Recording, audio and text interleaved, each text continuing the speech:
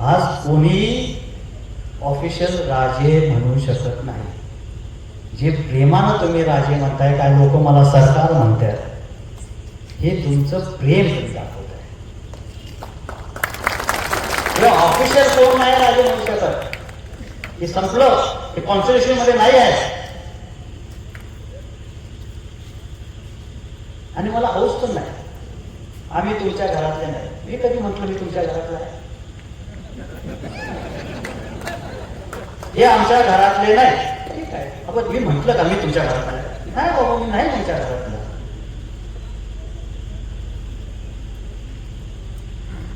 आम्ही कसले कसल्या घरातला असू दे, पण आम्हाला अभिमान आहे आमच्या घरातल्या 2 पोरी छत्रपतींना दिल्या, तर ते पण छत्रपती नाही.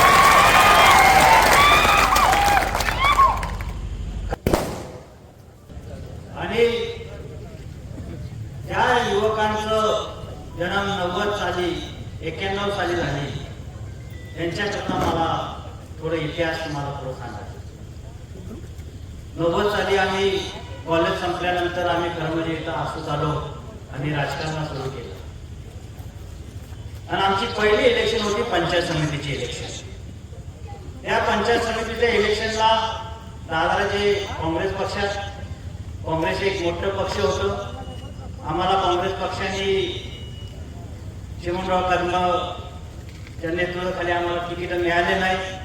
आणि म्हणून आम्ही गुंडलभाऊ पाटील तात्यांच्या माध्यमातून आम्ही अपक्ष लढवायला ठरवलं. आणि ती खरं माझी पहिली इलेक्शन. अपक्ष ठरवल्यानंतर खरं म्हणजे दादा सख्यांचं आपल्याला इथं नाव घ्यायला पाहिजे. त्यांनी माझी ओळख करून दिली प्रल्हाद सख्यांबरोबर. आपण तुम्ही बरोबर होता, आपण गेलो आणि प्रल्हाद सख्यांबरोबर चर्चा झाल्यानंतर डॉक्टर शिवाजी गावड्यांची ओळख झाली आणि कैलास बापू आमच्याबरोबर काम करायला तयार झाले. आणि आम्ही अपक्ष इलेक्शन लढवली विमानाच्या चिन्हावर.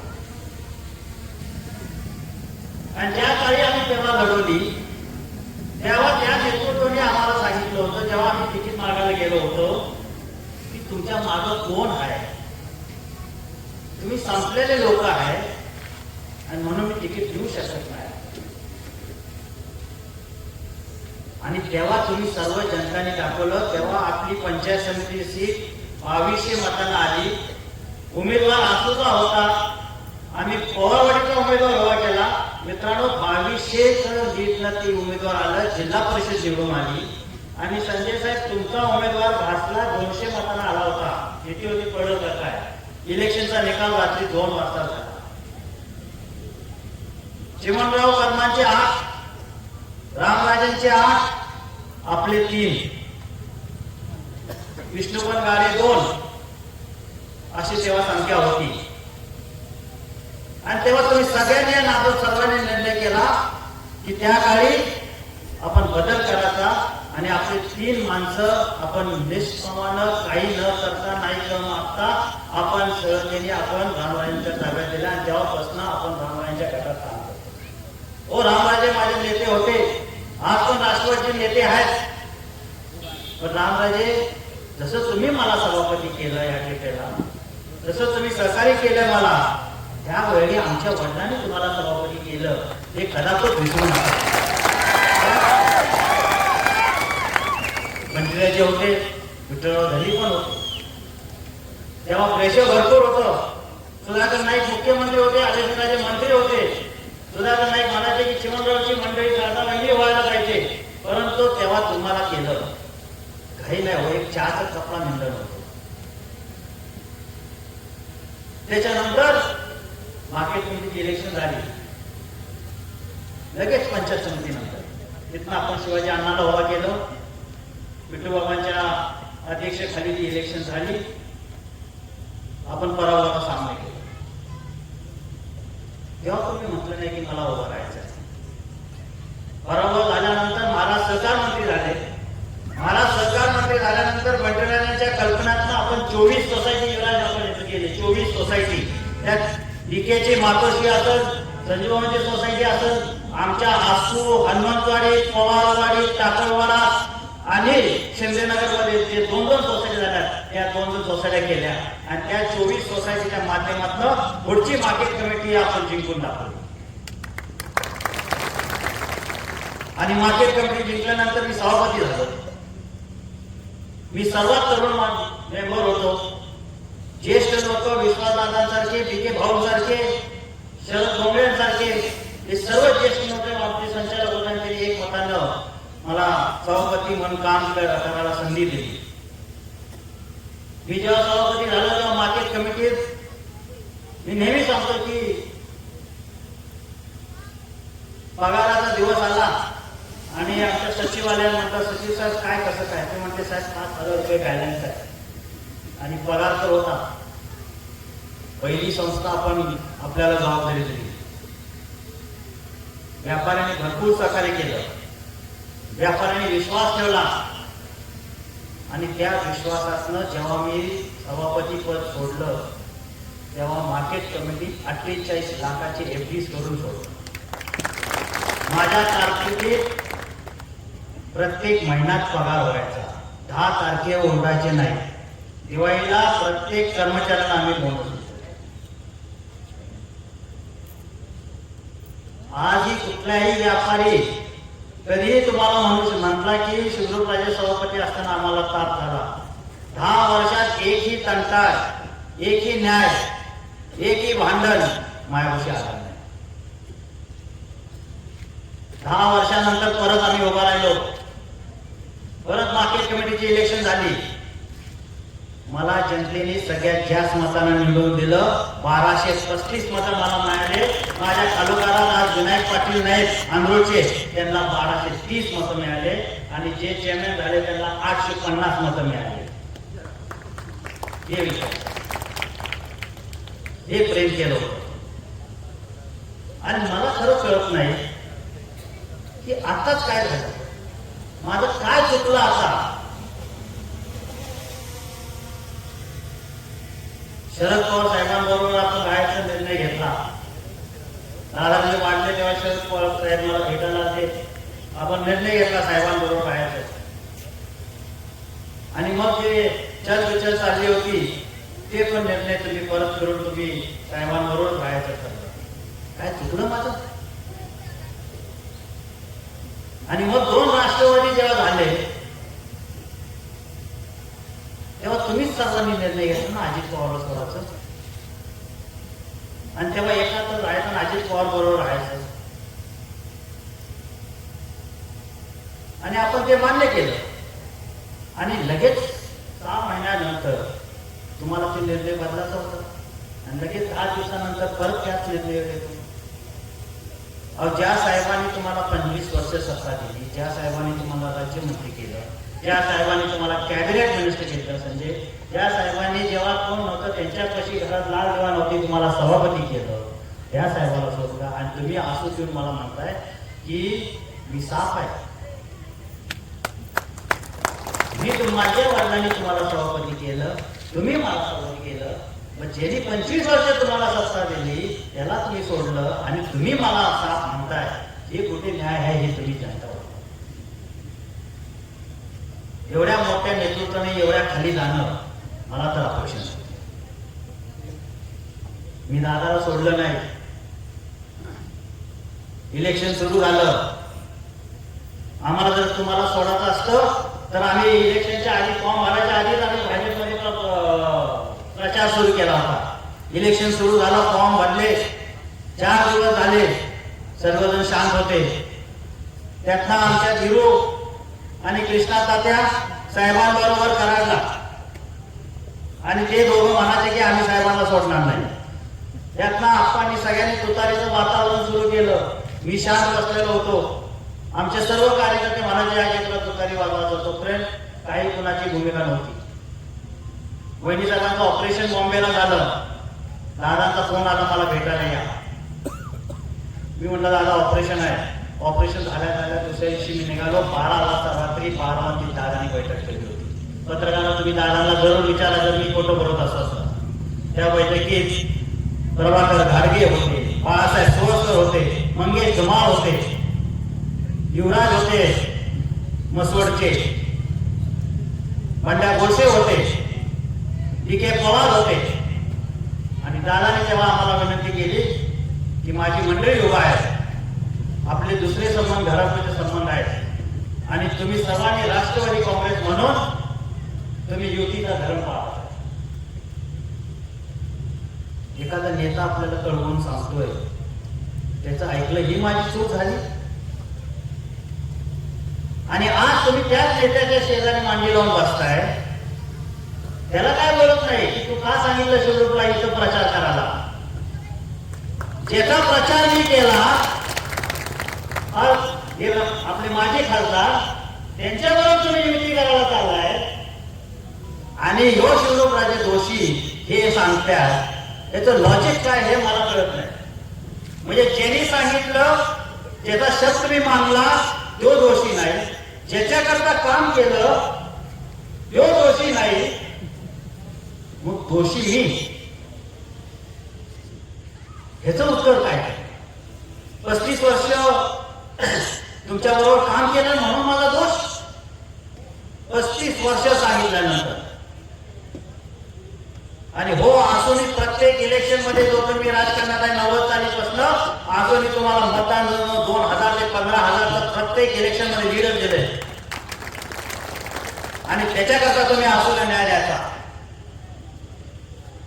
आणि जर एवढं लीड देत असेल हे गाव तुम्हाला सारखं, तर दोष काय आमचा? मी आज कुणाबरोबर वाईट बोलायला आलो नाही तर, पण जे आरोप केलेले माझ्यावर ते तुम्हाला पुढे बोलत आहे. आज तुम्ही एवढ्या मोठ्या संख्येने इथं जमला ही पण माझी अपेक्षा नव्हती. परवा माझ्याकडे एक 100 नवीन तरुण पोरं आल्या, म्हणलं बाबाजी आपल्याला मीटिंग ठेवायची. पावसाची भीती मनात होतीच, परंतु एवढे लोक जमतील ऐकायला ही खात्री नव्हती. आणि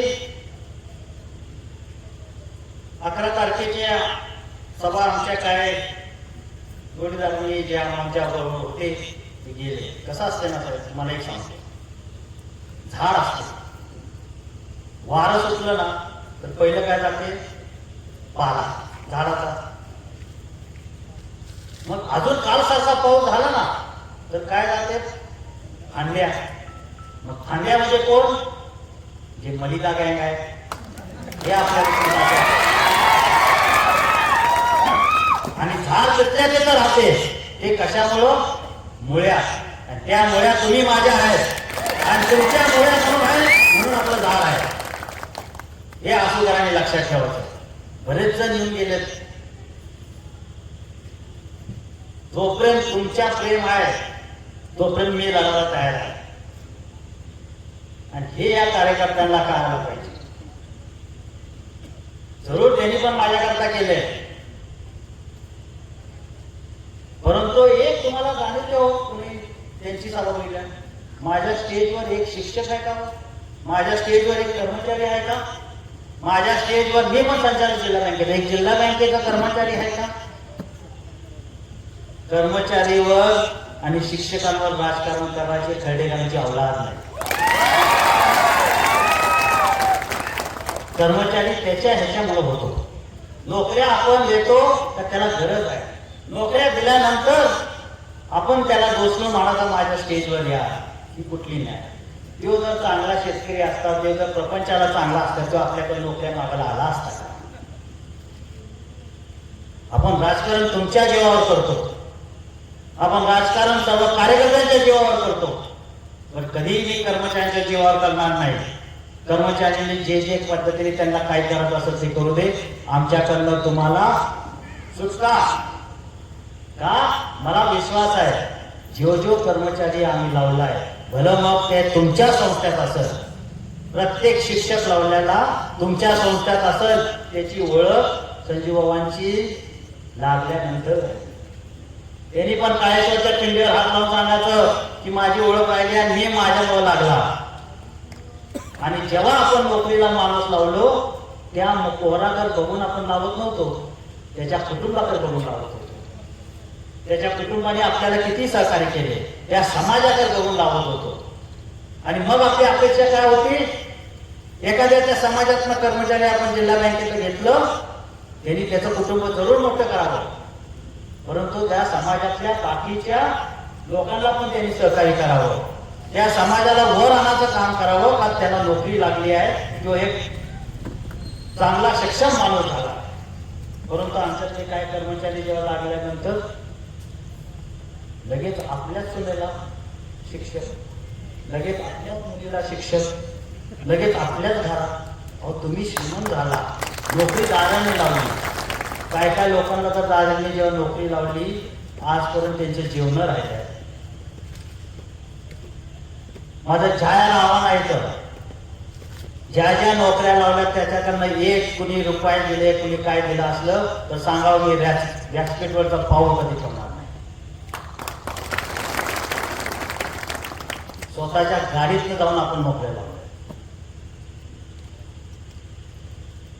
आपण ज्या आपल्या विरोधात आहे त्यांना एक हात जोडून विनंती, हे जे कर्मचारी आहेत, शिक्षक असू दे, कोण असू दे, आपल्या गावातले आहेत, तुम्ही राजकारण आमच्या बरोबर करा.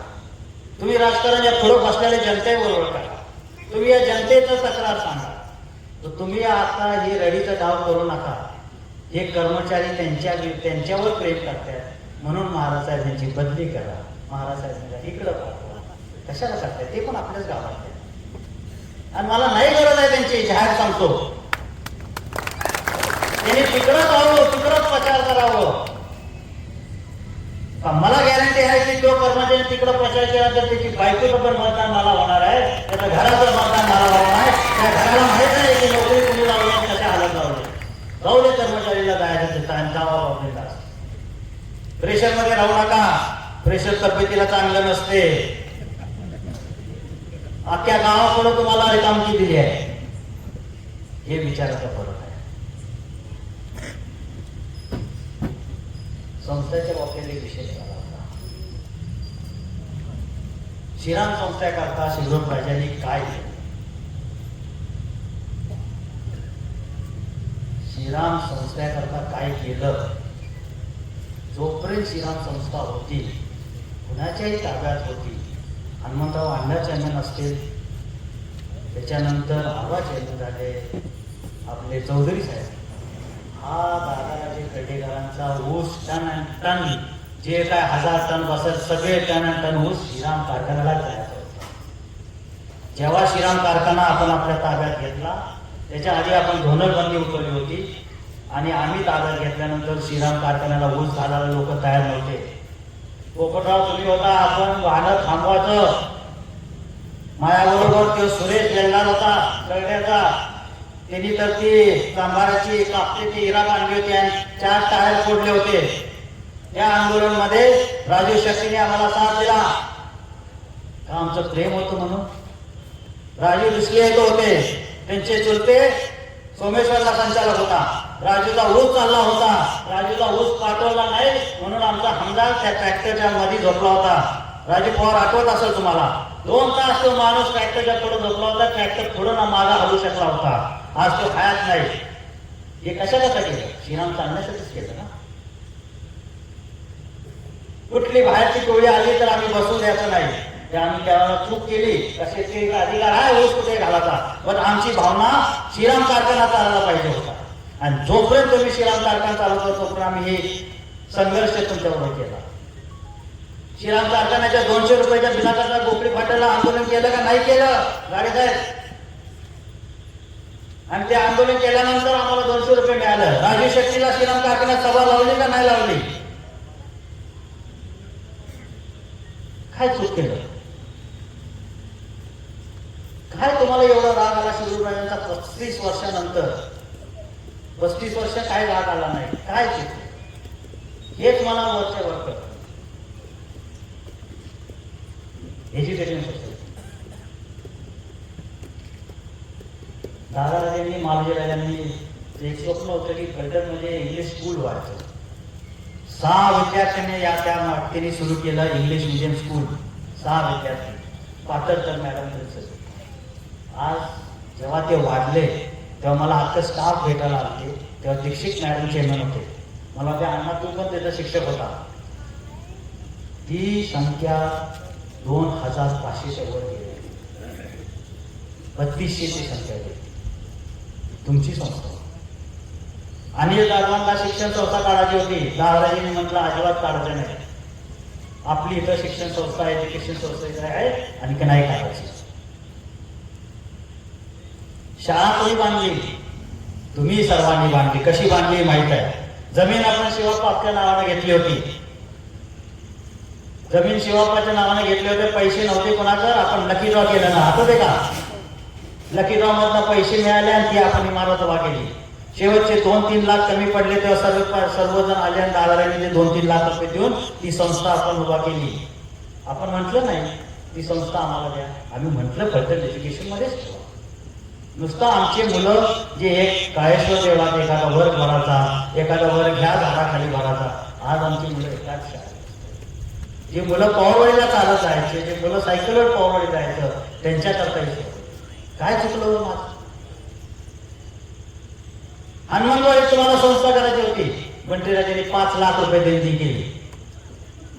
काय चुकलं खेडेकरांचं? एज्युकेशन संस्था तुमच्या केल्या, तुम्हाला साथ दिली. 35 वर्ष तुमच्या करता तुमचं नेतृत्व मानलं. हे चुकलं.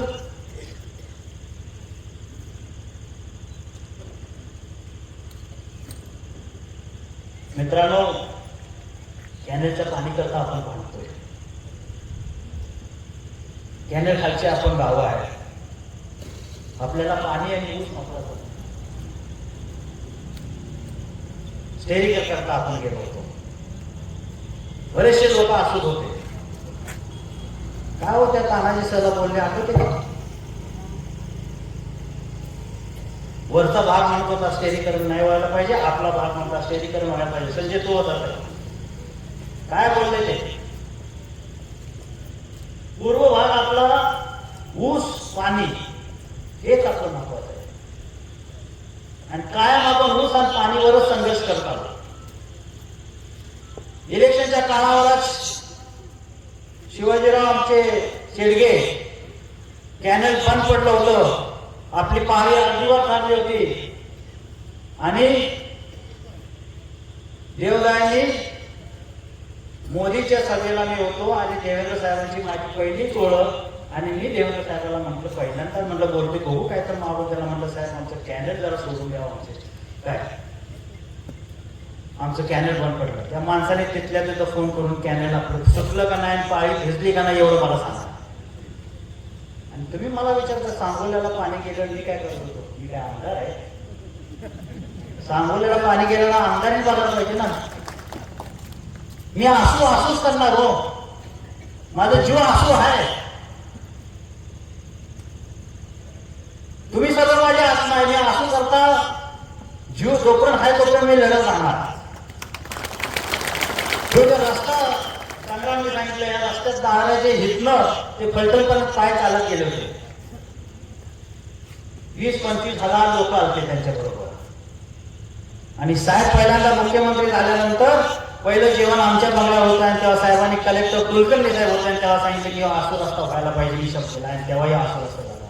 नाहीतर आमची अवस्था आसूची अशी होती की आसूचा माणूस नाना पाटील चौकात हमकत ओळखणार. त्या जीप मधनं उतरल्यानंतर धडा तो झाडला तर तो पांढरा त्याला पावडर लागायची नाही एवढा पांढरा व्हायचा. आणि पाहुणा एकदाच यायचा आपल्याकडे, दुसऱ्यांदा कधी पाहुणा आला नाही. आला त्याची हौस पेटली, म्हटलं पाहुणा आता तुम्हीच आमच्याकडे या. एवढा रस्ता बाद होता.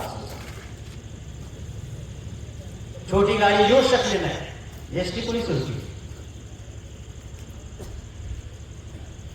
प्रत्येक वेळेला आपण ह्या जनतेच्या नाडीवरून आपण राहिलो. आणि तुम्ही म्हणताय शिवरूप पाहिजे, तर माझं जमणार नाही. मित्रांनो, खरं म्हणजे राजकारण कसे असते बट वाईट मनापासून एक वाट.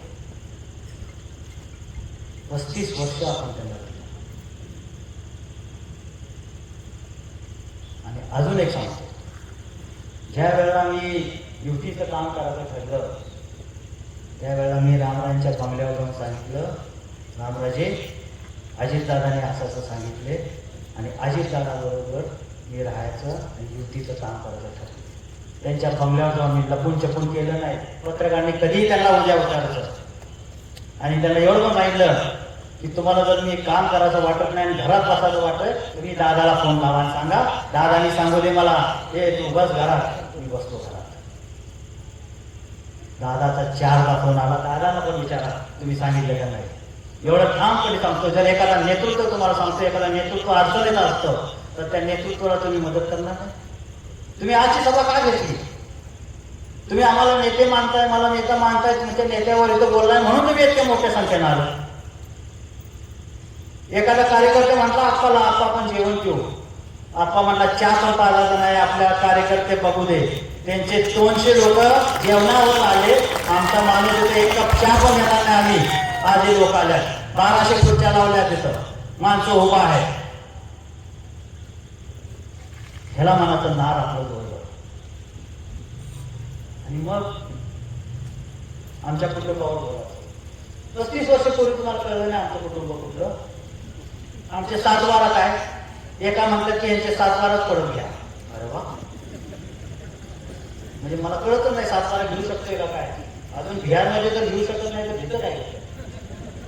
आमचे 7 बारा 1700 सालचे. फलटण राज्य 19 सालमध्ये स्थापन झालं. फलटण राज्य ब्रिटिशांनी स्थापन केलं आणि त्याला प्रिन्सी स्टेट म्हणून नाव दिलं. आणि आमच्या 7 बारा बोलत वाईट वाट किती कोण. आज माझ्या विरोधात माझे लोक गेले. मी त्यांच्या बाबतीत 7 बारा बाबतीत बोलतो, मी त्यांच्या कुटुंबाबाबतीत बोलतो. मी म्हणतो तुम्ही ह्या समाजातला नाही, तुम्ही कमीतला आहे, तुम्ही ह्याचा आहे, नाही बोलणार का. शेवटी त्या कार्यकर्त्यांनी पण काय क्षणी माझ्याकरता काम केले तो आज माझा भला उलटा गेला असं. पण कधी ना कधी त्यांनी त्याचं घाम माझ्याकरता गाळला आहे याची जाणीव मला आहे. आणि ही जाणीव प्रत्येक नेत्याने ठेवायला पाहिजे. मी त्या कार्यकर्त्याची जाणीव ठेवतो जो माझ्यावर 10-15 वर्ष राहिलेला, त्याचा विचार बदलला असेल म्हणून काय तो त्याचं सगळं बदललं असं नाही आहे.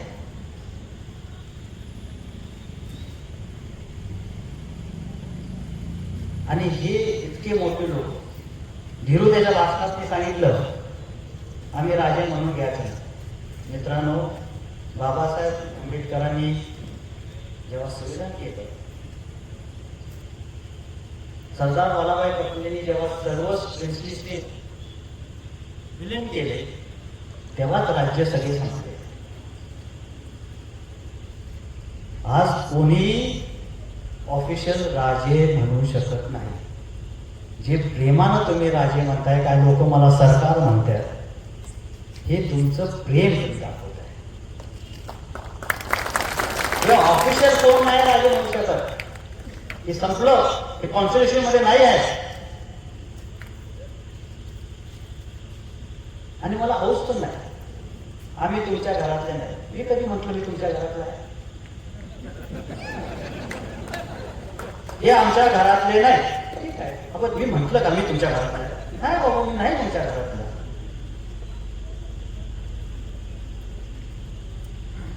आम्ही कसले कसल्या घरातला असू दे, पण आम्हाला अभिमान आहे आमच्या घरातल्या 2 पोरी छत्रपतींना दिल्या, तर ते पण छत्रपती आहे. काही सालपूर्वी घरात तुम्ही साक्षीला आहे मी कधी ते म्हणायचं उद्या नाही छत्रपतीच नाही. आठवले का ते दिवस? मी होतो तेव्हा. परत गोड झाले, परत उद्या त्याचे छत्रपती झाले. असं उद्या परत आम्ही गोड होऊ, परत आम्ही राजे होऊ. आज तिकट आहे, उद्या गोड होऊ शकते.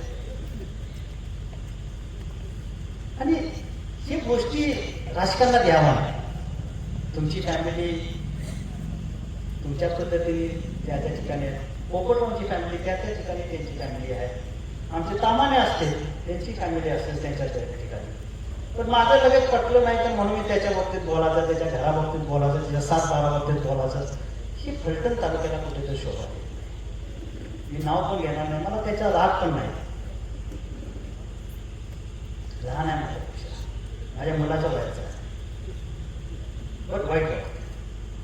राग येणं एक गोष्ट आहे आणि वाईट वाटणं गोष्ट आहे.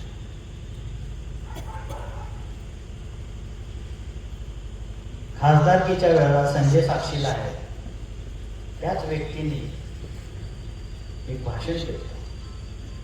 आतापर्यंत आम्ही राजकारणात तुमच्या तोंडात गुळ साखर घातली, आता आम्ही गुळ हे शब्द होते का नव्हते गुळ साखर, तेव्हा पण आम्हाला राग नाही, वाईट वाटत. तुम्ही ज्या घरातनं येत आहे ती संस्कृती कशी नाही. मला परवा एक जण मारुतीराजांची गोष्ट सांगत होता. मारुतीराजे विधानसभाचे इलेक्शन हारले, हरिभाऊ निंबाळकर इलेक्शन जिंकले आणि हरिभाऊ निंबाळकर मोटरसायकलवर प्रवास करायचे आणि हरिभाऊ इलेक्शन मोटरसायकल बंद पडली सातारच्या कुठे तर रस्त्याला, गाव विसरलो आणि महाराज साहेब मागणे येत होते. महाराज साहेबांनी बघितलं, हरिभाऊला आपल्या गाडीत घेतलं आणि घरी सोडलं. हरिभाऊ म्हणलं, महाराज साहेब मी घेतलं चालत जातो तुझ्या गलीत. महाराज साहेब नको, नुसते इलेक्शन झाले होते, याला मनाचं नेतृत्व. मी पराभव झालो, माझ्या विचाराचा तो माणूस नाही, तो माणूस आहे, त्याला कुठेतरी तुम्ही चालत का. मी तुमच्या विचारानं लगेच लांब गेलो म्हणून मी सर्व वाईट झालो. मी तुमच्या विचाराचं ऐकलं नाही 10 दिवस, मी नेत्यांचं ऐकलं म्हणून मी सावकार झालो.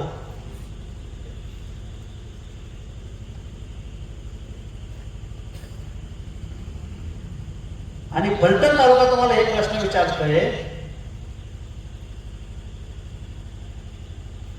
मागच्या इलेक्शनला तुम्ही म्हणत होता की रणजित निंबाळकर आमच्यातला नाही. तुम्ही माड्यात सभा घेतल्या, करमानात सभा घेतल्या आणि आज रणजित निंबाळकर तुमच्यातला झाला. मला गणित सुचत नाही. आणि त्यांनी तर सांगितले एका कधी पण मी रणजित निंबाळकर एकी करेन, मी तडजोड करेन का तो आमच्या घरातला आहे. बरं झालं तो तर त्यांच्या घरातला झाला नाही, तर त्याला पण प्रश्न पडला तो.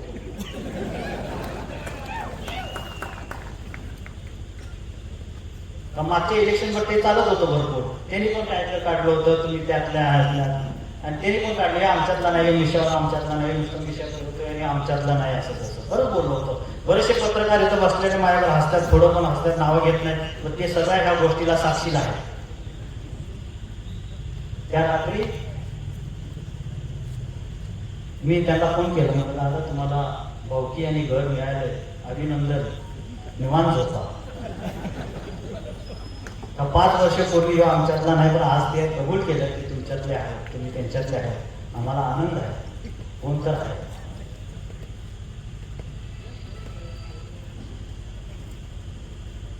मित्रांनो, मी आपलं जास्त वेळ घेत नाही, परंतु मी एक सांगतो, कुणी नाद करायचा, कुणी नाही करायचा, हे कोणी नेत्याने ठरवायचं नाही, हे माझ्या जनत्याने ठरवायचं. हे तुम्ही ठरवायचा की नाद करायचा का नाही करायचा, हे कुठल्याही नेत्याने सांगितलं. 30 वर्षपूर्वी चिमणरावची हीच भाषा होती. 30 वर्षपूर्वी चिमणराव ह्याच हवेत होता, मला घेऊ नको, घेऊ नको, याचं काय काम आहे, याला काय किंमत आहे, आम्हाला शून्य किंमत आहे, बा तुम्ही महान आहे, हे आम्ही म्हणतो.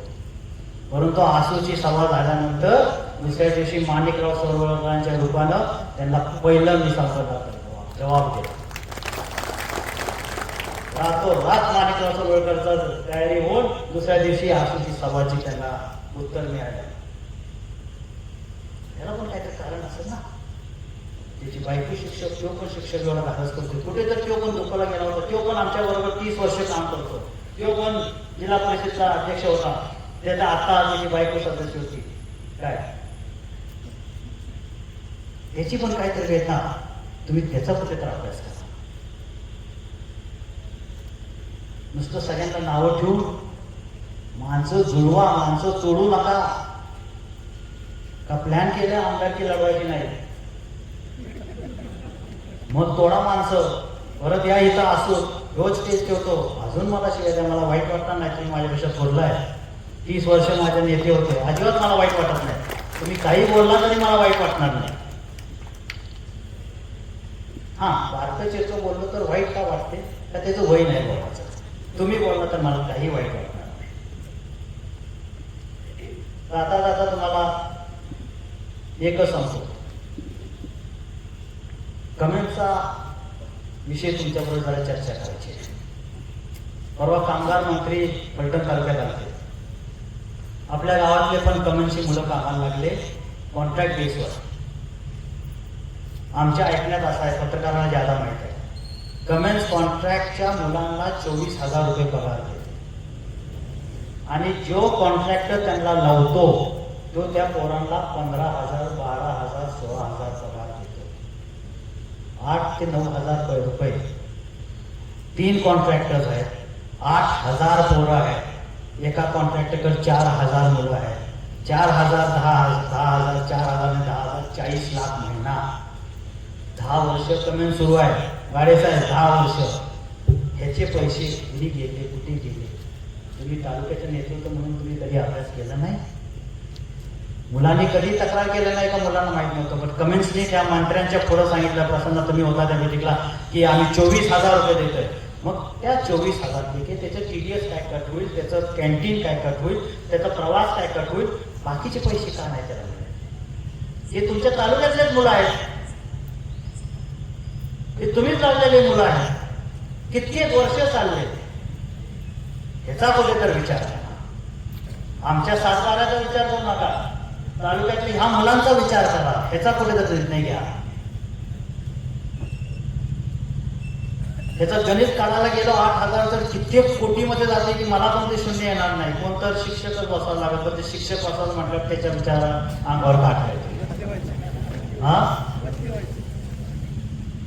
आणि हे सगळे जे तालुक्यात चालले आहे ह्याचा कुठे तर विचार करा. आज तुमच्या घरातल्या माणसाला आम्ही मदत केली, जो खासदार झाला असता तर काय वाईट झालं असतं? त्याचं राजकारण त्याच्या पद्धतीने, आपलं राजकारण आपल्या पद्धतीने 5 वर्ष आपलं चाललं होतं. मला सांगावं, त्याने आसू गावातलं कुणावर पोलीस फौजदारी केली का? कोणी काय केलं? ते म्हणतात ते पोलीस फौजदारी करतो. आज मंत्री झाला असता, कदापित कामं तर आणले असते. गाव विरोधात आहे त्याच्या म्हणून तर कामं आणले असते. आज देवधरचं पाणी आणलं. आज आपल्याकडे MIDC यायला लागली आहे पूर्व भागात, हे शासनच देते ना. आज राष्ट्रवादीच्या वतीनं आमचे चेअरमनचं राज्यसभेचं फॉर्म उद्या भरायचं आहे. विकास होत आहे. आणि तिकडं जायच्या आधी अजितदादा, भाजप आणि एकनाथ शिंदेवर जायच्या आधी तुम्हाला माहित होतं की होतं तिथं तिकीट मिळू शकते. आम्ही संजीव बाबांकरता तिकीट मागितलं होतं, आम्ही जरूर फिरलो, नाही मिळालं. कुठेतरी तडजोड करायचे.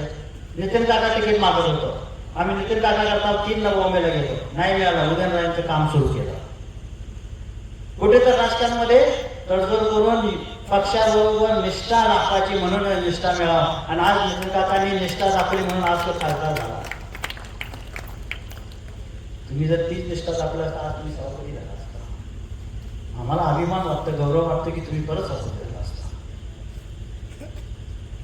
आणि म्हणून आजच्या मेळाव्याला आपण निष्ठा मेळावा ज्या या तरुण मित्रांनी केले, हे अतिशय योग्य नाव दिले. आमच्या कुटुंबाची निष्ठा पवार फॅमिलीवर आहे ना, राहणार. आम्हाला तिथं सत्ता मिळू न मिळू, आम्ही तुम्हाला काही देऊ शकलो नाही एवढ्या वर्षात, तरी तुमची निष्ठा आहे आमच्यावर. मग आम्ही त्यांच्याकडनं का अपेक्षा ठेवू की त्यांनी आम्हाला भरभरून द्यावं? आम्ही काय दिले कृष्णा तात्यांना, काय दिले आप्पांना एवढ्या वर्ष, 50-80 वर्ष आहे? नुसतं प्रेम, आपुलकी. ज्या ज्या वेळेला तुम्हाला गरज होती त्या वेळेला आम्ही उभा राहील तुमच्या बरोबर. 100-50 घरातलं एखादं नोकरी कुठे लागली, अजून काय दिलं? पण तुम्ही जे आम्हाला प्रेम दिलं 30 वर्ष, ह्याचं उत्तर कधी आम्ही फेरू शकत नाही. मी जाता जाता मी आपल्याला हे सांगेन, त्यांनी सांगितलं होतं मी सुरू केलं ते संपलं. मी काही सुरू केलं नाही. तुम्हाला मला संपवायचं असलं तर एक शिवराजे संपू शकताय. म्हणजे आसू गावात हजारो संख्या ज्यांच्या दादारांचा शिवरायांचा विचार आहे त्यांना संपवा तुम्ही. एक शिवराजे संपवून हा विचार आमचा संपणार नाही. हा खर्डेकरांच्यावर प्रेम करणारा वर्ग संपणार नाही. एवढंच मी सांगेन. आणि आपण आमच्यावर असंच प्रेम ठेवा. मी असंच तुमच्या बरोबर खंबीरपणे उभा राहतो. आणि काही करू नका. किती वातावरण, किती तुफान येऊ दे, काय येऊ दे, आपण जर एक असलो तर काही होऊ शकत नाही. एवढंच मी आपल्याला विनंती करते. आणि परत मला या साथ दिली त्या प्रचंड सभेला तुम्ही आला. बिन तुम्हाला कोण आमंत्रण देता एका व्हॉट्सअप ग्रुपवर तुम्ही आला. मी सर्व तरुणांचं अभिनंदन करतो. आणि हे सर्व तरुण आपण आसू गाव एक ठेवायला पाहिजे का आपलं गाव 12 तालुक्याचं गाव आहे. जिथं आजकाल समाजात भांडण होते तिथं आपण एकासारखे एकच राहतो, एकाच राहतो. आणि जाता जाता सांगतो 15 वर्ष तिथं आमदारकी झाली, 5 वर्ष राहिल्या. बुद्ध समाजाचे मागणी आहे बुद्ध समाजाचा आमदार व्हावं. आमच्या आसूकरांचं काही म्हणणं नाही. कुठलाही जमात त्यांचा उमेदवार असला तरी आम्हाला काही नाही. हे आम्ही आज तुम्हाला सांगतो का त्यांना पण संधी पाहिजे ना. 15 वर्ष एकाला मिळालं, 5 वर्ष एखादा मिळवतं. त्यांचं 45-40 हजार मतदान आहे, ते पण फिरतात. आमच्या असूच माझ्यात बुद्ध समाज मोठा आहे. आणि जाता जाता आपल्याला एकच सांगतो की कुठलाही निर्णय मी ह्याच्या मागं तुम्हाला न विचारता घेतला नाही. आणि ह्याच्या पुढं पण तुम्हाला न विचारता निर्णय घेणार नाही. एवढं मी तुम्हाला सांगतो आणि माझं भाषण संपवतो. जय हिंद, जय महाराष्ट्र.